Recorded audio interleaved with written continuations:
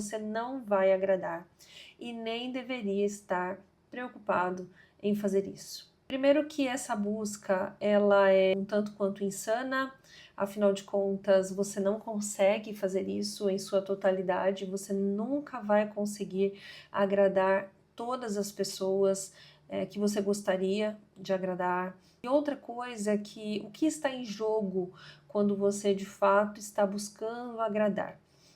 Está em jogo ali a sua autenticidade, está em jogo a sua identidade, aquilo que você pretende realizar.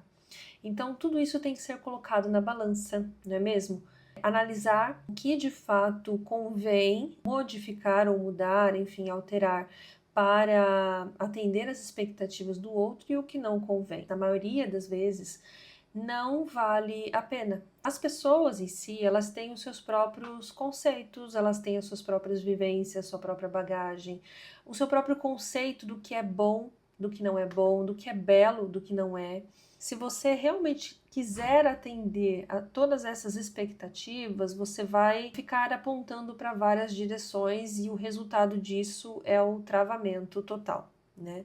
Em relação ao YouTube, especificamente falando, o que eu tenho encontrado? Opiniões diversas sobre formato do vídeo, tempo de exibição dos vídeos aqui, objeto do conhecimento a ser compartilhado. As pessoas, elas têm as suas preferências dentro desta plataforma de partilha do conhecimento, né? Elas buscam dentro do YouTube conforme as suas vontades, as suas necessidades.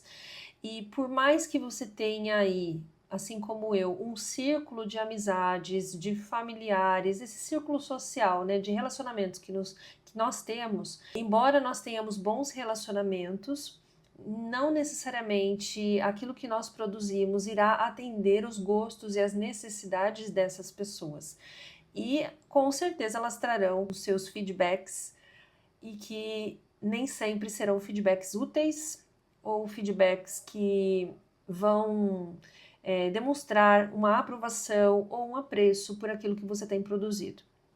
Então, em suma, né, eu diria para você que você tem que pensar especialmente aí no objetivo que você tem dentro dessa plataforma. Então, se eu estou falando aqui com você que deseja produzir conteúdo, educar e deixar o seu conhecimento ali nessa plataforma como um legado, que essa é a bandeira que eu tenho levantado aqui, né? Educação como um legado, você precisa ter em mente qual é o seu objetivo, o que você quer partilhar e a quem você está servindo quando o faz assim. No meu caso, eu tenho Deus como alguém que norteia, né, as minhas decisões aqui dentro. Inicialmente, eu confesso para você, eu já estive nesse lugar onde eu buscava agradar diferentes pessoas, atender às expectativas de outras pessoas. E isso me tirava desse lugar de submissão a Deus. Isso me tirava do lugar de vocação, do lugar do chamado. E quando eu passei a, com convicção, dizer sim a esse chamado, a atender essa vocação, a ter um objetivo em mente aqui dentro do YouTube, as vozes exteriores, as vozes que estão ao meu redor, até de pessoas que eu amo e que eu sei que me amam, começaram a ficar um pouco mais baixas, né? Não no sentido de tirar a importância, a gente até ouve essas vozes, a gente até considera a opinião, porém, a gente tem já aquela consciência de que nem tudo que nos é trazido como feedback deve ser considerado a ponto de modificarmos a nossa estrutura, aquilo que nós temos desenvolvido aqui. A reflexão que fica é justamente essa, que você precisa ter em mente qual é o seu objetivo nessa plataforma, a quem você está servindo quando você está fazendo o que você está fazendo, e também qual é a profundidade do entendimento dessa pessoa que traz esse feedback para você, se essa pessoa tem essa vivência dentro desse contexto para que o feedback dela realmente impacte dentro da sua produção. Qual é a expertise dela dentro dessa temática? Então, quando eu vejo que os meus inscritos, alguns deles estão sendo selecionados porque não estão de alguma forma apreciando esse formato aqui no YouTube, eu começo a entender que a baixa de inscritos nesse sentido ela é positiva.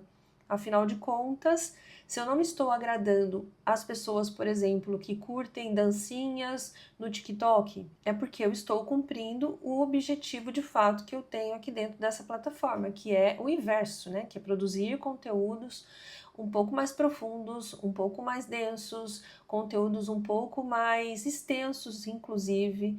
Então, quem curte vídeos curtos não vai se sentir agradável em assistir um conteúdo como o meu aqui, que não se trata de um vídeo tão curto assim. Então, o que eu trago aqui para você é que você defenda em sua autenticidade, essência e chamado o seu posicionamento.